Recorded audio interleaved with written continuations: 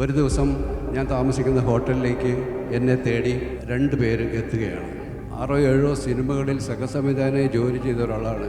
എന്നെക്കുറിച്ച് ആരും എവിടെയും എഴുതിയിട്ടില്ല, എന്നെക്കുറിച്ച് ആരും ഒരു പറഞ്ഞു കേട്ടില്ല. എങ്ങനെ നിങ്ങൾ അറിഞ്ഞു എന്ന് ചോദിച്ചപ്പോൾ അവർ പറയുന്നത് സിനിമയിൽ നിന്നുള്ള പലരും പറഞ്ഞു, നവോദയയിൽ നിന്നും ഇങ്ങനെ ഒരു ചെറുപ്പക്കാരനുണ്ട്, അദ്ദേഹത്തെ കൊണ്ട് സിനിമ ചെയ്യിക്കാൻ ആവശ്യപ്പെട്ടു. അങ്ങനെയാണ് അവരെത്തുന്നത്. അങ്ങനെയല്ല, അതേ പറയാം, എങ്ങനത്തെ ശരിയായാലും. പക്ഷെ അത് ഞാൻ അതിനെ എതിർക്കും.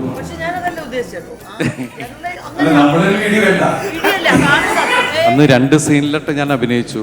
എൻ്റെ കൂട്ടുകാരൊക്കെ എന്നെ നോക്കിയിട്ട് എന്നൊരു ശരിയാക്കി ചോദിച്ചപ്പോൾ ഞാൻ ഒന്നും മിണ്ടാൻ പറ്റണ്ടായി പോയി.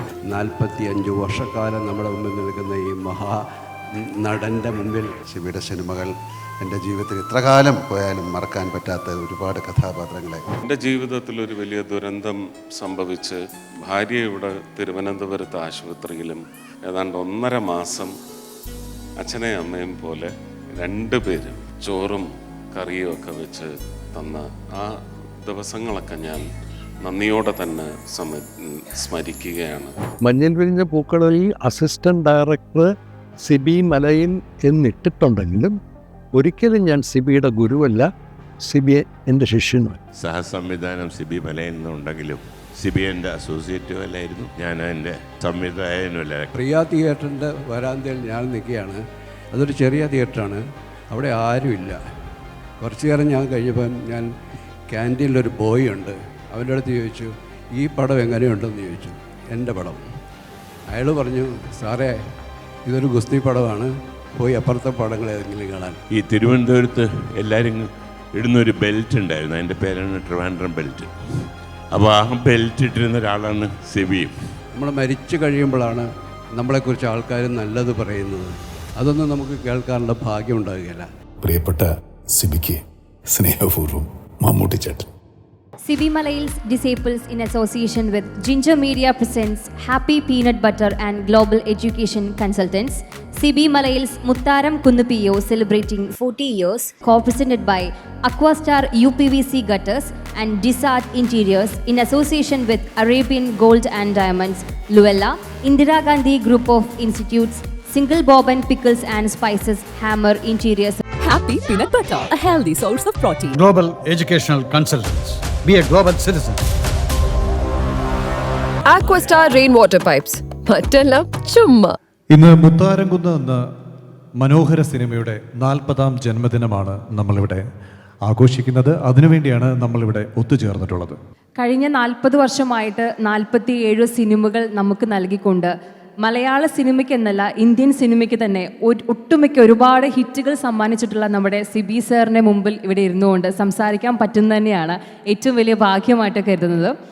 ശ്രീ സിബി മലയിൽ എന്ന സംവിധായകൻ്റെ ചലച്ചിത്ര യാത്രയുടെ 4 പതിറ്റാണ്ടുകൾ നമ്മളിവിടെ ആഘോഷിക്കാൻ പോവുകയാണ്. തീർച്ചയായിട്ടും മലയാള സിനിമ എക്കാലത്തും തൊഴുകയോടെ സ്മരിക്കേണ്ട ഒരു കർമ്മയോഗിയുടെ ചലച്ചിത്ര പാഠശാലയിലാണ് ശ്രീ സിബി മലയിലിൻ്റെ തുടക്കം. ഈ ഒരു വേദിയിൽ ആ യുഗപ്രതിഭയുടെ ഓർമ്മകളിലൂടെ നമുക്കൊരു യാത്ര നടത്താം. മലയാള സിനിമയ്ക്ക് നവഭാവുകത്വം നൽകിയ ഒട്ടനവധി സിനിമകൾ സമ്മാനിച്ച ഉദയാനന്തര നവോദയ എന്ന പ്രസ്ഥാനത്തിൻ്റെ അമരക്കാരൻ, സിനിമാസ്കോപ്പ്, 70mm, 3D എന്നീ അത്ഭുതങ്ങൾ കൈരളിക്ക് സമ്മാനിച്ചൊരാൾ, സിനിമയുടെ ചരിത്ര വഴികളിൽ വളരെ മുൻപേ നടന്നയാൾ, ഒരുപറ്റം നവാഗത പ്രതിഭകളെ ചലച്ചിത്ര വിഹായസിന് സമ്മാനിച്ച ക്രാന്തദർശി, തൻ്റെ സ്വപ്ന സാക്ഷാത്കാരം പേരിനൊപ്പം ചേർത്ത യുഗപ്രതിഭ, നവോദയ അപ്പച്ചൻ എന്ന MC പുന്നൂസ്, സിബി മലയിൽ എന്ന ചലച്ചിത്രകാരൻ്റെ തലതൊട്ടപ്പൻ, സിബിയുടെ ചലച്ചിത്രയാത്രയിൽ വഴിവിളക്കായിരുന്ന അപ്പച്ചൻ സാറിന് പ്രണാമം. നവോദയയിലൊപ്പമുണ്ടായിരുന്ന ഒരു സഹസംവിധായകൻ സ്വതന്ത്ര സംവിധായകനായപ്പോൾ സിബി മലയിലിനെയും ഒപ്പം ചേർത്തു. ആ സംവിധായകൻ്റെ വാക്കുകളിലേക്ക്. സിബി മലയിൽ 40ാം വർഷം, സിനിമയിൽ വന്നിട്ട് 40ാം വർഷം ആഘോഷിക്കുമ്പം സിബി മലയിലിൻ്റെ ശിഷ്യന്മാരൊക്കെ ആപ്പാടെ ഒരു ത്രില്ലിലാണ്, വല്ലാത്തൊരു അനുഭൂതിയിലാണ്. ഞാൻ നവോദയയിലെത്തുമ്പം തന്നെ സിബി മലയിൽ ആൾറെഡി ഈ തച്ചോളിയമ്പൂവിൻ്റെ ഡിസ്കഷൻസ്, പിന്നെ തീക്കടലൊക്കെ ഞങ്ങൾ ഒരുമിച്ച് വർക്ക് ചെയ്തതാണ്. മഞ്ഞിൽ വിരിഞ്ഞ പൂക്കളും ഞങ്ങൾ ഒരുമിച്ച് വർക്ക് ചെയ്തതാണ്. മഞ്ഞിൽ വിരിഞ്ഞ പൂക്കളിൽ അസിസ്റ്റന്റ് ഡയറക്ടർ സിബി മലയിൽ എന്നിട്ടിട്ടുണ്ടെങ്കിലും ഒരിക്കലും ഞാൻ സിബിയുടെ ഗുരുവല്ല, സിബി എൻ്റെ ശിഷ്യനുമല്ല. ഞങ്ങളൊരുപോലെ. സിബിയുടെ ആദ്യ സിനിമ മുത്താരംകുന്ന് പിയോ, രണ്ടാമത്തെ സിനിമ ചേക്കേറാനൊരു ചില്ല എന്ന പടമാണെന്ന് തോന്നുന്നു. അതിൻ്റെ ഒരു പ്രിവ്യൂ ചിത്രാഞ്ജലി തിരുവനന്തപുരത്തിട്ടപ്പം എന്നെ ക്ഷണിച്ചു. ഞാൻ ആ പടം കാണാൻ വേണ്ടി പോയി. ഫുൾ പടം കണ്ട് ഇറങ്ങി വന്ന ഞാൻ, സിബി അന്ന് ഒരു കൂട്ടം കവർ ചെയ്തിരിക്കുകയാണ്. അതൊന്നും നോക്കാതെ ഞാൻ സിബിയെ വലിച്ചു പുറത്തേക്ക് കൊണ്ടുപോയി ആ ചിത്രാഞ്ജലി സ്റ്റുഡിയോയുടെ ഇരുട്ടിലേക്ക് കൊണ്ടുപോയി തോളത്ത് കൈയിട്ട് ഞാൻ പറഞ്ഞു, സിബി ഒരു നല്ല സംവിധായകനാണ്, സംവിധാനത്തിൽ ഉറച്ചു തന്നെ നിൽക്കണം. സിബി മലയാളത്തിലെ വലിയൊരു സംവിധായകനാണ്. ഇത് സിബി ഓർക്കുന്നുണ്ടെന്നില്ല. ഞാൻ പറഞ്ഞു. വർഷങ്ങൾക്ക് ശേഷം സിബിയുടെ 25ാം പടമാണോ എന്നൊന്നും എനിക്ക് ഓർമ്മയില്ല. അതിൻ്റെ ഒരു ഓപ്പണിംഗ് സെറമണിക്ക് എന്നെ വിളിച്ചു. ഓഡിറ്റോറിയം നിറച്ച ആളായിരുന്നു. അന്ന് ഞാൻ പറഞ്ഞു, ഞാൻ എടുത്ത സിനിമകളെക്കാളും നല്ല സിനിമകൾ എടുത്തിട്ടുള്ള ഒരാളാണ് സിബി മലയിൽ. എന്നെക്കാളും നല്ലൊരു സംവിധായകനാണ് സിബി മലയിൽ. അത് ഞാൻ ഇപ്പോഴും പറയും. അപ്പം ഞങ്ങളുടെ കാലഘട്ടത്തിൽ ഒരുപാട് ഡയറക്ടർമാരുണ്ടായിരുന്നു. അവരാരെയും ഞാൻ മറക്കുന്നില്ല. ഇപ്പം ജോഷിയാണെങ്കിലും ഐ വി ശശിയാണെങ്കിലും ഷാജി കൈലാസ് ആണെങ്കിലും കെ മധു ആണെങ്കിലും കമലാണെങ്കിലും ഇവരോടുള്ള റെസ്പെക്റ്റും അവരുടെ സൃഷ്ടികളോടുള്ള റെസ്പെക്റ്റും വെച്ച് ഞാൻ പറയുകയാണ്. ഈ സത്യനന്ദിക്കാടിൻ്റെ ഈ നാടോടിക്കാറ്റ്, സന്മനസ്സുള്ളവർക്ക് സമാധാനം സിനിമകൾ എന്നെ അസൂയപ്പെട്ടു. ഇപ്പോൾ പ്രിയദർശൻ്റെ പൂച്ചയ്ക്കൊരു മൂക്കുത്തി, കിലുക്കം, ചിത്രം എന്ന സിനിമകളും എന്നെ അസൂയപ്പെടുത്തി. പക്ഷെ സിബി മലയിൻ്റെ ചില സിനിമകൾ എന്നെ വിസ്മയിപ്പിച്ചു. തനിയാവർത്തനം, കിരീടം, ദശരഥൻ തുടങ്ങിയ സിനിമകൾ കണ്ടിട്ട് ഞാൻ വല്ലാണ്ടായിപ്പോയി. അതായത് ഈ റിയലിസ്റ്റിക് സിനിമകളുടെയും എൻ്റർടൈൻമെൻറ്റ് സിനിമകളുടെയും ഇടയിൽ കിടന്ന് വീർപ്പ് മുട്ടിയ ഒരു സംവിധായകനെ മലയാളത്തിലുള്ളൂ, അത് സിബി മല. ഒന്ന് ഞാൻ പറയും, ഈ 2025 വരെ മലയാള സിനിമ കണ്ട ഏറ്റവും മികച്ച സംവിധായകൻ്റെ പട്ടികയിൽ സിബി മലയിൽ ഉണ്ടായിരിക്കണം എല്ലാ നന്മകളും. ഫാസിൽ സാറിൻ്റെ സിനിമയ്ക്ക് ശേഷം സിബി സാറ് പിന്നെ പ്രവർത്തിച്ചിട്ടുള്ളത് നവോദയയിലെ തന്നെ മറ്റൊരു സഹപ്രവർത്തകൻ്റെ കൂടെയാണ്. മറ്റാരും തന്നെയല്ല, മലയാളത്തിൽ തുടങ്ങി പിന്നീട് ഇന്ത്യൻ സിനിമകളിൽ ഒട്ടുമിക്ക ഭാഷകളിലും വലിയൊരു മുഖമുദ്ര പതിപ്പിച്ച നമ്മുടെയൊക്കെ പ്രിയപ്പെട്ട ശ്രീ പ്രിയദർശൻ സർ.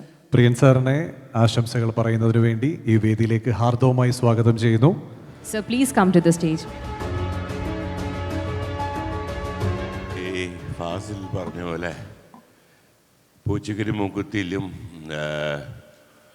ഓടരുത് മാവാളറിയ 2 സിനിമകളിൽ പ്രിയദർശൻ സംവിധായകൻ, അസോസിയേറ്റ് സഹസംവിധാനം സിബി മലയിൽ നിന്നുണ്ടെങ്കിലും സിബി എൻ്റെ അസോസിയേറ്റും അല്ലായിരുന്നു, ഞാൻ എൻ്റെ സംവിധായകനുമല്ല. കാരണം ഞങ്ങൾ രണ്ടുപേരും ഒരുമിച്ചാണ്. ഞാൻ സിബിയെ കണ്ടുമുട്ടുന്നത് പടയോട്ടം എന്നുള്ള ഷൂട്ടിങ്ങിൽ ഇവിടെയാണ്, ആലപ്പുഴയിലാണ്.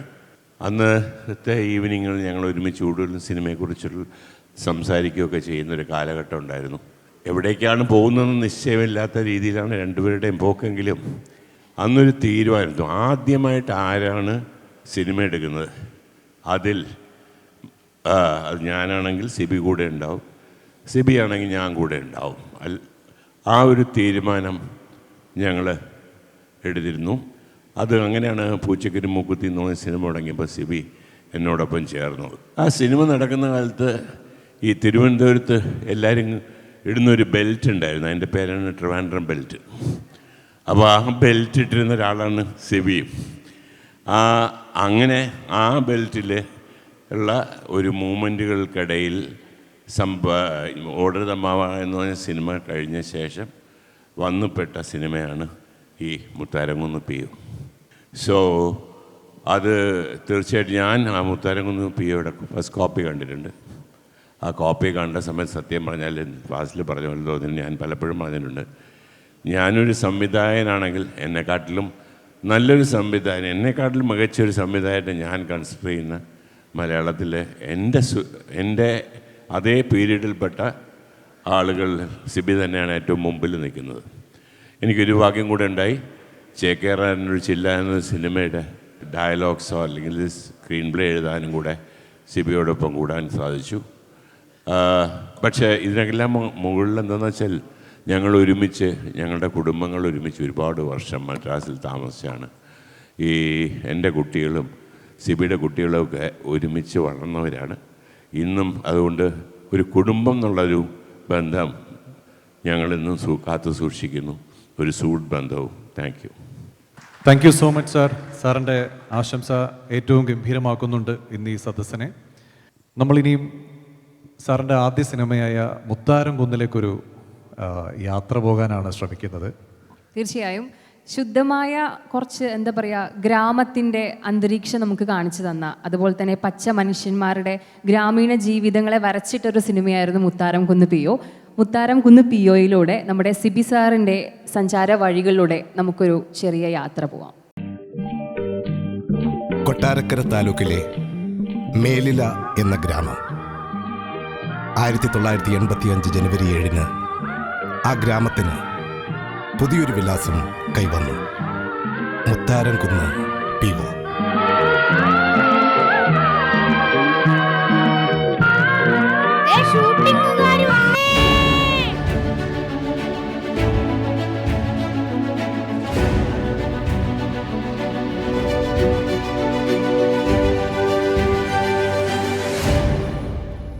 അല്ല, ഞാൻ ഈ മുത്താരം കുന്നെന്ന് പറയുന്ന സ്ഥലം എങ്ങോട്ടാ പോകേണ്ടത്?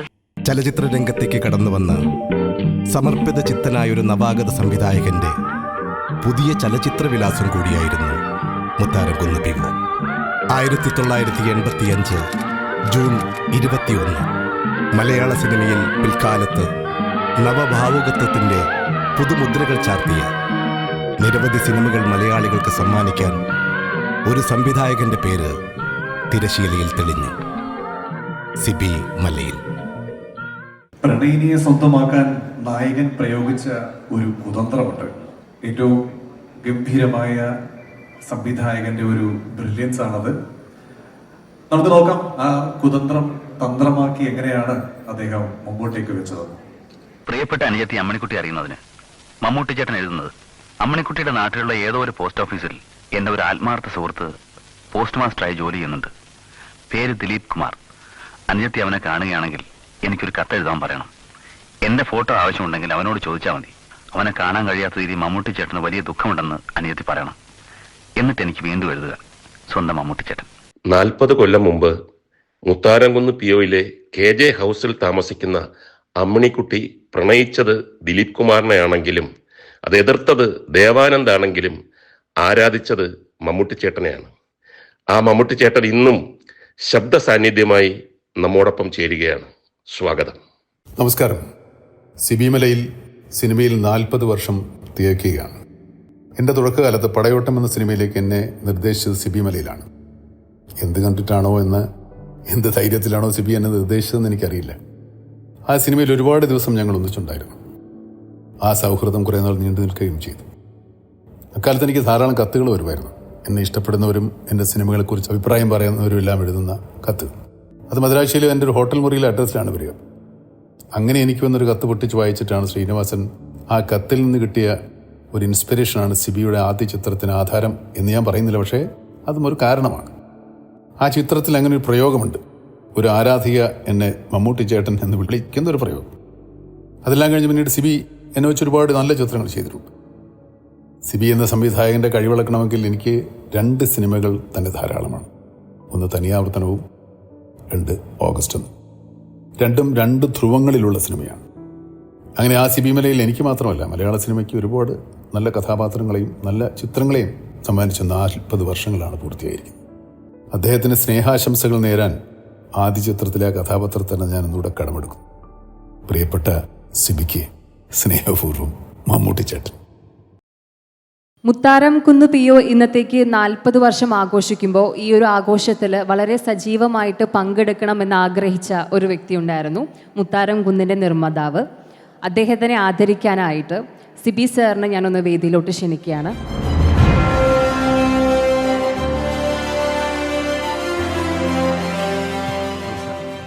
ഞാനിവിടെ നിൽക്കുന്നത് വല്ലാത്തൊരു ജാള്യതയോടുകൂടിയാണ്. കാരണം എന്നേക്കാൾ വർഷങ്ങൾ സിനിമയിൽ നിൽക്കുന്ന സുഹൃത്തുക്കളുണ്ട്, എന്നെക്കാളധികം സിനിമകൾ ചെയ്തവരുണ്ട്.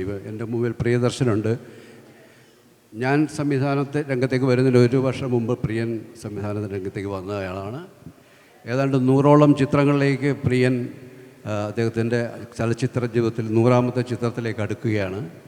അപ്പം എന്നെക്കാളും ഇത്തരത്തിലുള്ള ഒരു ആഘോഷങ്ങൾക്ക് അഭിനന്ദനങ്ങൾക്കൊക്കെയും യോഗ്യരായ ഒരുപാട് പേർ മുമ്പിൽ നിൽക്കുമ്പോൾ ഇങ്ങനെ ഒരു കൂടിച്ചേരൽ അത് ആവശ്യമില്ല എന്ന് ഞാൻ എൻ്റെ ശിഷ്യന്മാരോട് പറഞ്ഞതാണ്. പക്ഷേ അവരുടെ നിർബന്ധത്താൽ എന്നോട് പോലും പറയാതെ അവരിതെല്ലാം ഒരുക്കി കഴിഞ്ഞ അടുത്ത അവസാന നിമിഷങ്ങളാണ് ഞാൻ അറിയുന്നത്. പിന്നെ എനിക്ക് ഒഴിഞ്ഞു മാറാൻ കഴിയാത്തൊരു അവസ്ഥയിലെത്തി.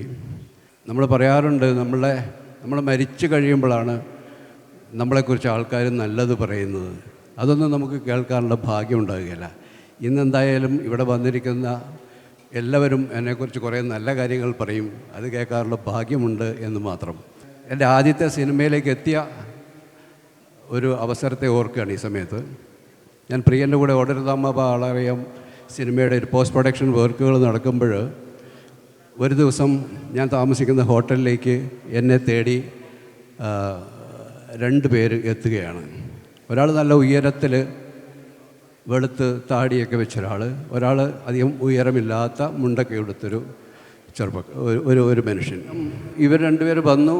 ആ താടി വെച്ച് ഉയരമുള്ള ആൾ എന്നോട് സ്വയം പരിചയപ്പെടുത്തി. എൻ്റെ പേര് നമ്പി നാരായണൻ എന്നാണ്. ഞാൻ ISROയുടെ സയൻറ്റിസ്റ്റാണ്.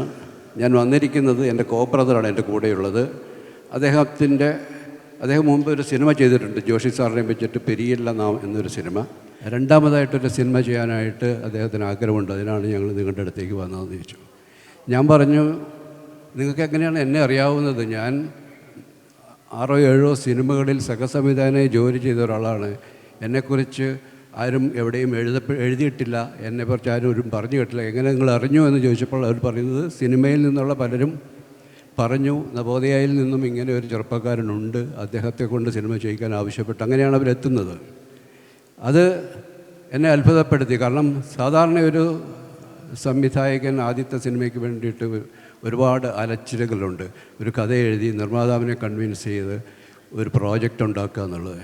എനിക്കങ്ങനെ ഒരു അലച്ചിലിൻ്റെ കഥ പറയാനില്ല.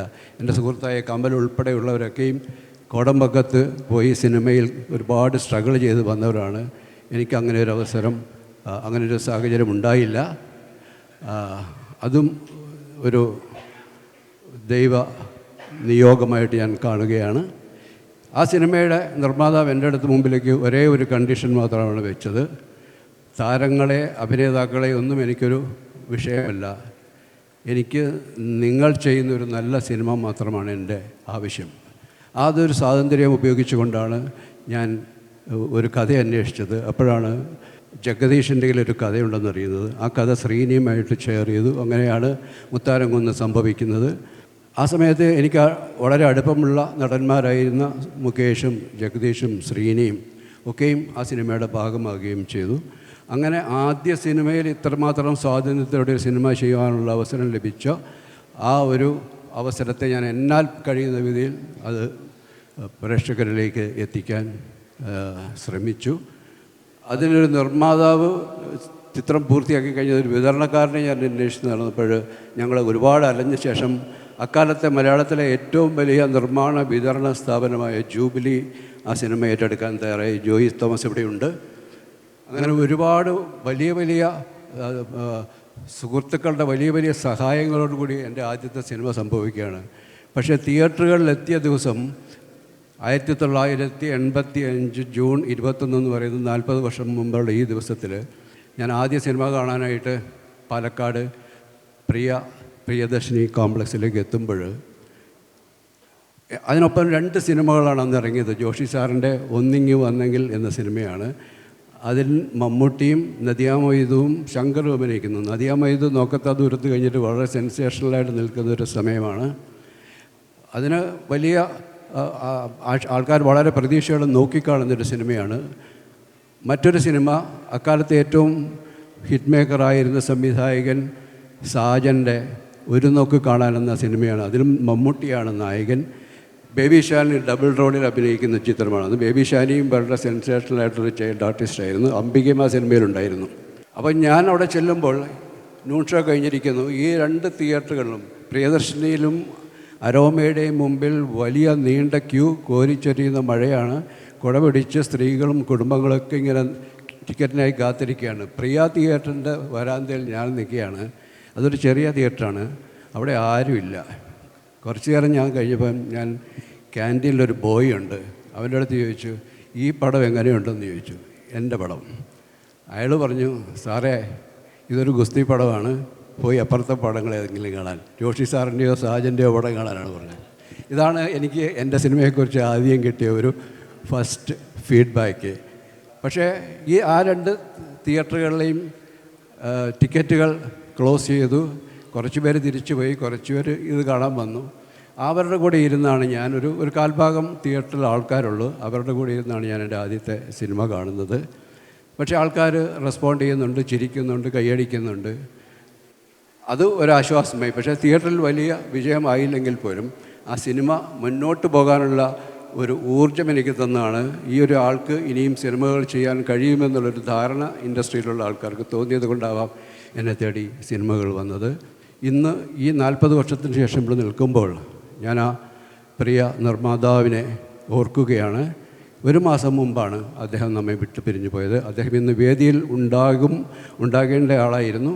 എന്നാൽ അദ്ദേഹത്തിൻ്റെ അസാന്നിധ്യത്തിൽ ഇവിടെ ഇന്ന് ഈ ആഘോഷം നടക്കേണ്ടി വന്നു എന്നുള്ളൊരു സങ്കടമുണ്ട്. അദ്ദേഹത്തിൻ്റെ മകൻ ഇന്ന് ഇവിടെ എത്തേണ്ടതാണ്. ശ്രീ നമ്പി നാരായണനും ഇവിടെ എത്തേണ്ടതാണ്. രണ്ടുപേർക്കും എത്താൻ കഴിഞ്ഞില്ല. അദ്ദേഹത്തെ പ്രതിനിധീകരിച്ചുകൊണ്ട് ഈ ആദരവ് ഏറ്റുവാങ്ങാനായിട്ട് അദ്ദേഹത്തിൻ്റെ പ്രതിനിധി ഇവിടെ എത്തുന്നുണ്ട്. ശ്രീകുമാർ ഇവിടെ എത്തി.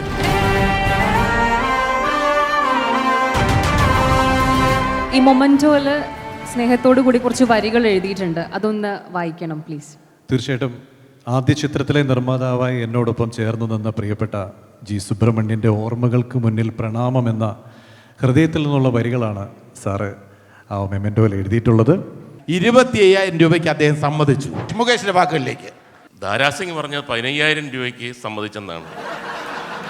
ഒരു 10 രൂപയുടെ ഒരു മിസ്സിംഗ് ഉണ്ട് അവിടെ. മമ്മൂട്ടി സിബി മലയിൽ നിന്ന് അയച്ച കത്തിലൂടെയാണല്ലോ ഇവിടെ തുടങ്ങിയത്.